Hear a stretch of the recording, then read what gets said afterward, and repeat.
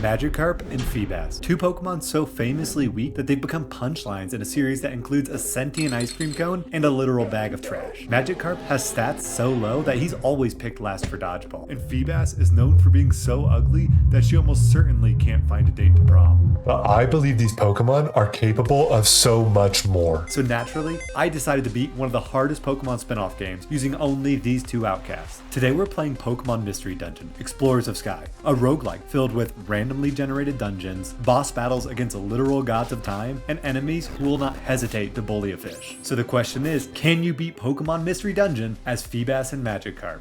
The rules are as follows to ensure maximum challenge. Only Feebas and Magikarp are allowed.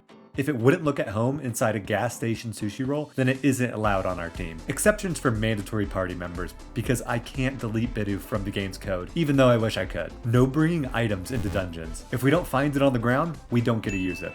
And no held items, because God forbid we have any advantages. No Wondermail, because if it was allowed, the Pelipper office would look like the Dursleys' house with all the OP items I would be sending my fish. And no Spinda Café, because alcohol is always the answer to problems, and would thus make the run too easy. The game starts with Feebas washing up on shore after almost drowning in a storm, which is extra funny because as a fish, the one thing she is supposed to be good at, swimming, and she already failed. On the beach, we beat Magikarp, my soon-to-be partner in this cruel death march of a challenge. He's a coward, a crybaby, and just like an overbearing girlfriend, is obsessed with a rock. But Magikarp's obsession isn't even a cool crystal, just a round, dumb, painted rock. But for some reason, Magikarp isn't the only dummy who thinks this rock is valuable. The local bullies, Zubat and Koffing, mug Magikarp for it and steal it in broad daylight. Magikarp tries to chase them, but then he bumps into our freshly amnesiac Feebas and asks for help. Magikarp, much like Harvey Weinstein, refuses to take no for an answer, so eventually I agree. Remember kids, if you wake up with no memories on a beach and the first thing you're asked is, hey, you want to fight a gang for my rock? The correct answer is obviously yes. We name our tragic heroes Dory, the Feebas, and Marlin, the Magikarp. We're basically starring in Finding Nemo, the Trauma Cut. So begins our first dungeon, Beach Cave. This is supposed to be Baby's first mystery dungeon, where the game gently teaches you how to walk, attack, and not die. But this is where we run into our first challenge. See, most starter Pokemon at least get one real move at level 5. A tackle, a scratch, and a nice status move to go along. But Dory and Marlin only get their super awesome signature move, Splash. In the mainline games, Splash is known for being the only move that does absolutely nothing. But the Pokemon Mystery Dungeon game designers, in their infinite cruelty, made Splash worse than useless. It does do damage, but you take recoil damage equal to the damage dealt, and it fires in a random direction. So in practice, Splash is basically a slot machine where the jackpot is punching your own teammate in the face. Now this is where all runs using Magikarp would fall short in the mainline games. Luckily, Pokemon Mystery Dungeon is different. In Pokemon Mystery Dungeon, we get access to a generic typeless attack command. It's weak, it's boring, but at least it doesn't kill me. So the first dungeon goes like this. Step 1. Smack enemies with our wet noodle tails. Step 2, pray they faint before we do. Luckily, most fights are 2-on-1, with mob Pokemon maxing out at level 3. For the only time in this run, we will easily beat up on weaker Pokemon and make it to the end of the cave. Along the way, we pick up a Blast Seed, basically a hand grenade you can eat, which will be very important. At the top of Beach Cave, we find Koffing and Zubat waiting with Magikarp's precious rock. This is our very first boss fight, and it's also where things go horribly wrong. My plan was simple. Eat the Blast Seed, nuke Koffing, and then double team Zubat. Boom, easy win. And at first, it worked. Koffing goes down instantly, perfectly according to plan. Except I soon realized Zubat knows Leech Life. This move heals him for half the damage he deals. So every turn we attack him, he just eats our faces and heals back up. Zubat slowly drains us dry as we futilely fight back until Marlin gives in and we wipe. And that's it. That's my first death of the run. In the tutorial dungeon, which had me feeling like an IGN game journalist. I have played this game since I was 10 years old, and I have never once lost here. But apparently, if you downgrade your team to 2 wet paper towels, suddenly things get harder. I start to wonder, if we can't beat Zubat and Koffing, what chance do we have against actual bosses? Legendary Pokemon, godlike monsters that can warp time and space. But no time for worrying, no time for doubt. Fish power can overcome anything. On the second attempt, I grab another guaranteed blast seed. This time, I use it on Zubat first. He goes down before he can start leeching us, leaving Koffing to poison us, and nearly win. But Dory and Marlin pull it together and take him down. Fresh off our first victory, we decide to make our partnership official and head to the Wigglytuff Guild to become Team Fish Power. A funny side note is that at the Wigglytuff Guild, they check the feet of the Pokemon who want to enter, and I bet it was really easy to determine Marlin approaching because he is literally just lying on the grate. As our first mission for the guild, the fish are tasked with finding a Spoink's Pearl at Drenched Bluffs. Drenched Bluffs is a lot like the first dungeon, except it has 6 floors instead of 4, and no boss. The mobs are not much stronger here either, with the exception of Chinglings up to level 5. Luckily, our weak fish are able to 2v1 most opponents to easily summit all 6 floors and retrieve the pearl deathless. As a side note, it's actually optimal to fail this quest, as Wigglytuff will give you an Oranberry, Max Elixir, and Reviver Seed if you fail. However, since we can't bring items into the dungeon, this reward for failure wouldn't have helped us anyway. Over the next couple of days, Dory explains that she used to be human and was somehow transformed into a Pokemon. This confuses everyone, but they still allow her to join the guild. After a night's rest, Chatot, the guild's second in command, shows us around town. Here we run into 2 brothers and a Drowzee. But after bumping Drowzee, Dory begins having strange visions of the future. In these visions, she sees the Merrill brothers in danger. After heading back to the guild, Chatot shows them the outlaw board, which displays criminal Pokemon. To the shock of the team, Drowzee's name and photo are front and center. Dory and Marlin, realizing the trouble that the Merrill bros are in, quickly rush to Mount Bristol to confront Drowzee. This dungeon is where the real challenge hits. We enter the mountain, and on the first floor, an enemy Starly hits us with a quick attack before we can attack. A second hit wipes us out. This was a horrible start, as we are tasked with scaling 9 floors of Mount Bristol and fighting off level 8 to 9 Pokemon. Unlike the last dungeon, these Pokemon are no pushovers, with threats such as Machop and Geodude, who annoyingly spam defense curls, elongating fights, or Doduos, who run away before we can land finishing blows to get valuable EXP. But the real nightmares here are the Starlies and Nidorinos. Starly has Quick Attack, which hits across 2 tiles, and Fury Attack, which can hit up to 5 times. Fury Attack landing 3 or more times means an instant KO. Nidorino and Nidorina also have large health pools and have an ability that causes poison upon impact. All of our moves make impact, so we are often poisoned, which negates health gained by resting. The fish continuously fail to scale Mount Bristol, but every failed attempt is not completely pointless. While we climb, I make sure we are finding every gummy we come across and eating them. Gummies raise IQ and also gives a chance to increase a random stat. IQ is especially useful for Marlin, who after enough gummies learns the Tough Brick IQ skill, which raises his HP by 10. This drastically improves his survivability. With gummy stat boosts as well as some EXP from failed attempts, we were starting to make progress, and eventually we finally broke through and made it to the top of Mount Bristol to confront Drowzee. Drowzee's only level 12, same as us at this time, but he completely outclasses us. This dumb yellow elephant man is a demon. He has 2 attacking moves, Confusion and Pound, which 2-shot Marlin and Dory. He also has great status moves such as Hypnosis or Disable, leaving the target unable to act for multiple turns, basically guaranteeing a wipe. Even his ability, Insomnia, stops our Sleep Seed from buying us from free turns. After 4 straight failures, it's clear we're hopelessly underleveled. Cue the training montage. We grind Drenched Bluffs for what feels like forever. This grinding was especially bad because enemies killed using only the basic attack command drop almost half the EXP as enemies killed using a move. 20 hours, and over 200 leaps later, we're level 14. After our power up, we again attempt the climb. The difference between when we started this mission and now was extremely noticeable. Dory and Marlin could now survive up to 5 attacks from enemies, and would often be able to knock them out with just 2 basic attacks. This team flew up Mount Bristol, and along the way, Marlin grew to level 15. This is huge because Magikarp can only learn 2 other moves besides Splash, and Tackle is learned at level 15. This is a huge upgrade to Magikarp's damage output, almost doubling the damage of each hit. Additionally, now that the team can use a move to defeat enemies, the experience earned from each victory drastically increases. With this power up, Fish Power confronted Drowzee for a 5th time.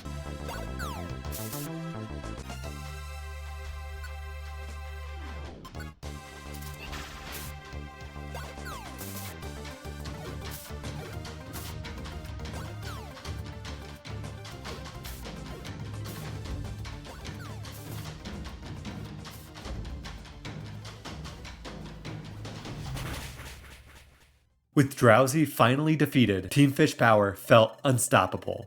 Or at least slightly less like wet cardboard. Little did we know, the universe was about to remind us just how fragile these two fish really were. After almost 20 hours, we had finally beaten the first boss. After Mount Bristol, the guild assigned more missions. Some are straightforward and some were nightmares in disguise, such as hunting down a Shellos outlaw that would one-shot our team. Things were going swimmingly, as Dory also grew to level 15, learning Tackle. With the team's new powered-up moves, we were able to storm through the next story missions. We cleared a hidden cave behind a waterfall, containing all level 12 water Pokemon, making it easy for our fishy team. Along the way, Dory begins to fully grasp her future sight ability, realizing her visions aren't just random hallucinations. This will become crucial later. Meanwhile, a cutscene shows a mysterious Grovyle stealing a time gear, hinting at bigger stakes to come.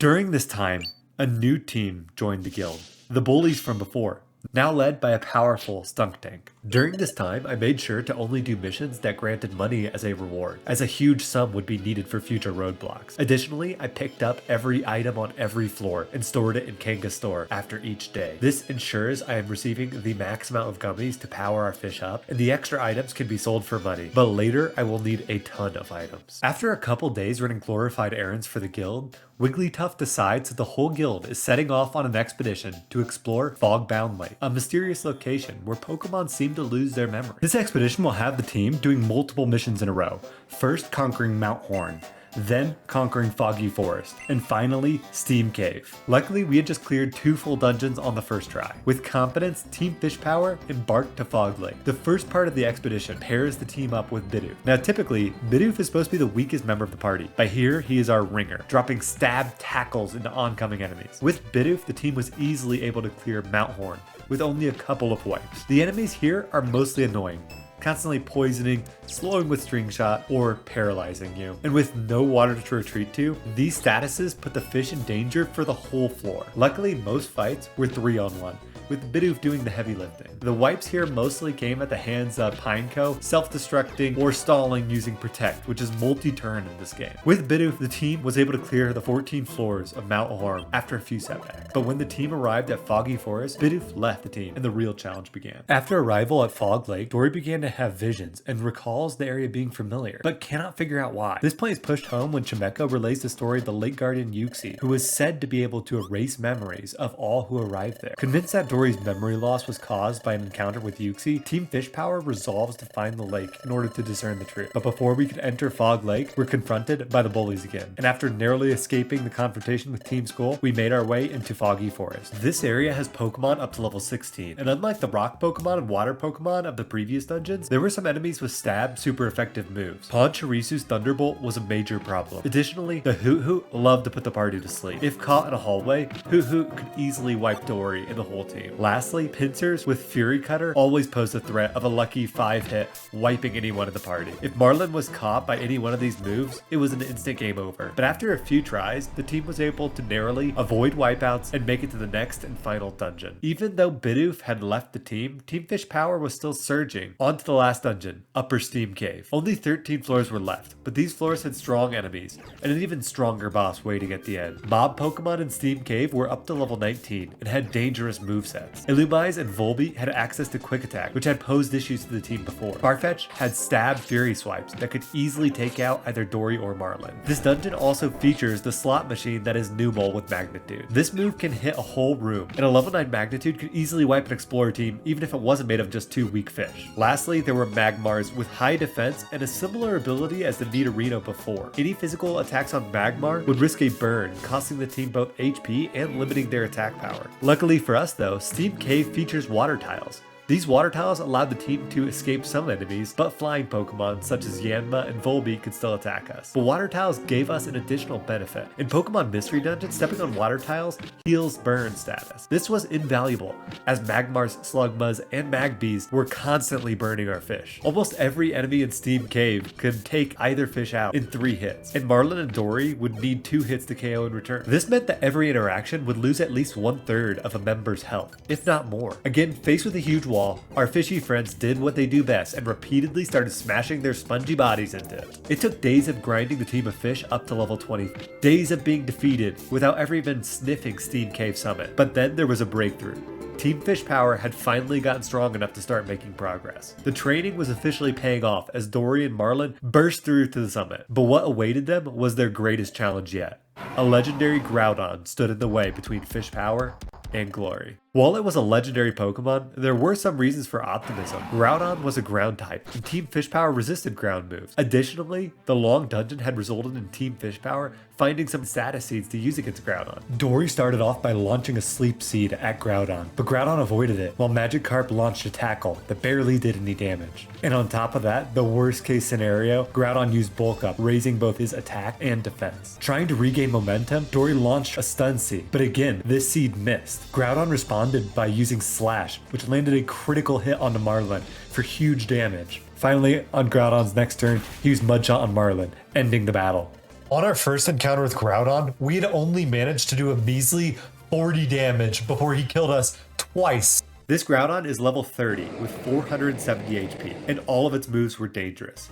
Ancient Power is a strong move that can almost one-shot either Pokemon without any boost. If the Ancient Power boost triggered, it would mean almost a certain game over. Its Mud Slap was stab and capable of two-shotting the team. If its secondary effects slowed Dory down, it was almost always an instant game over. Bulk Up raised attack and defense, and with its defense boost, Team Fish Power's tackles would do negligible damage. And Scary Face once again lowered the speed and gave Groudon 2 free actions, which was almost always a death sentence. Lastly, Slash had an increased critical hit chance, meaning it always had a chance of doing severe damage. Using a damage calculator, I determined that the fish friends would need to be at least level 35 each to be able to survive more than 4 unboosted hits from Groudon. It seemed unlikely that we could win, even if we got lucky. Additionally, we were stuck in Steam Cave. On this expedition, there is no going back to town. But I had prepared for this outcome. The purple Kecleon in town starts to sell TMs after we defeated Drowzee. These TMs are random and change every day. The purple Kecleon can also have powerful late game TMs that cannot be found until post game. While Magikarp and Feebas are only limited to learning 3 moves in total via level up, Feebas can actually learn a variety of useful moves from TMs. But even though they were useful, they were extremely expensive. About 8,000 Poke each. Luckily, money was no issue to us, and we had been saving every dime from the start of the game until this moment. We had managed to buy all the useful TMs for Groudon, including finding a couple on the ground to save us money. So we booted up the TMs and taught Feebas Rest and Ice Beam. I wanted to see how far our fishy friends could reach without this buff, but Groudon seemed like an adversary worthy of our new attack.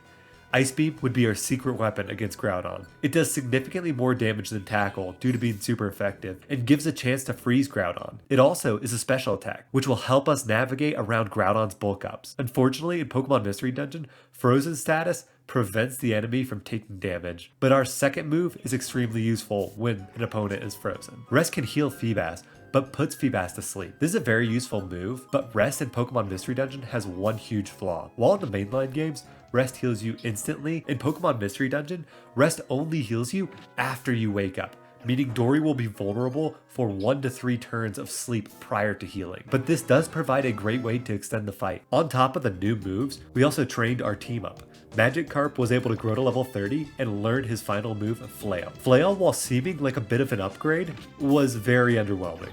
It does more damage the more the user is damaged. This means that Magikarp would need to be lower than half HP to get more damage than Tackle. And Magikarp is so weak that it would easily faint in 1 to 2 hits at that range. Flail is only to be used in desperate scenarios. With all the training, Dory can also now take 3 to 4 hits. With this new change, the strategy is set. Dory will launch 8 Ice Beams at Groudon, hoping for a freeze. If a freeze hits, then Dory can rest to heal up. Marlin can still only take 2 to 3 hits. So if Marlin gets low on health, we'll send him out of range and instruct him to launch thrown held items. With these new power-ups, hopefully Team Fish Power can finally overpower the Red Lizard Menace. We make our way back to the Steam Cave. This time, our team can easily dispatch the enemies in our way. Again, for what feels like the 100th time, we stared Groudon down. The fight begins as Groudon steps forward. Dory launches an Ice Beam. Meanwhile, Marlin flails Groudon. Dory takes a brutal critical hit slash. Luckily, we found a sleep seed on the way up from Steam Cave. Dory launches the seed and puts Groudon to sleep.